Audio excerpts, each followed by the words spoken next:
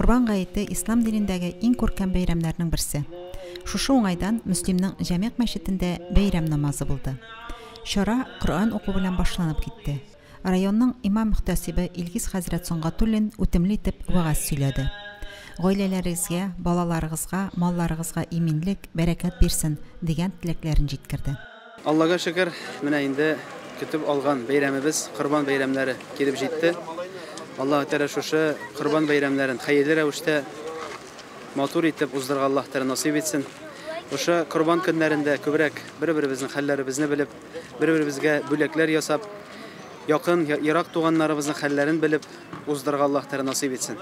Мөселман кардәшләрен котларга район башлыгы Альберт Робертович Хужин да килгән иде. Бик рәхмәтлемен бүген менә монда булуыма, үзебезнең дин кардәшләребез янында булганга, барлык мөслимләрне дә бәйрәм белән котлыйм. Илләребез тыныч булсын, районыбыз алга таба барсын, һәрбер гаиләдә, һәрбер кешенең күңелендә тынычлык булсын, иминлек булсын. Хөрмәтле райондашлар, Корбан бәйрәме белән ихлас күңелдән котлыйм. Күңелләребез Аллаһ Тәгалага көннән-көн якынайып, изге гамәлләр кылып кына яшәргә насыйп булсын. Ил көннәребез тыныч булсын.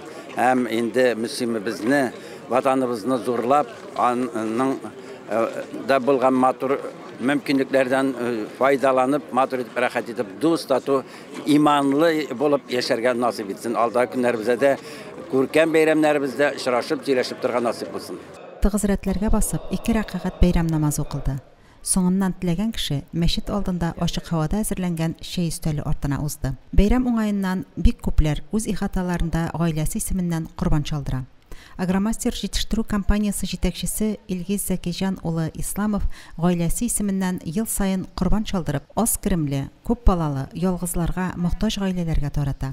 Быел да шушы изге гамәлен кабатлап, күчтәнәч ите салынган 120 пакет әзерләнде. Авыл җирлеге башлыклары күчтәнәчләрне адресатларына илтеп җиткерделәр.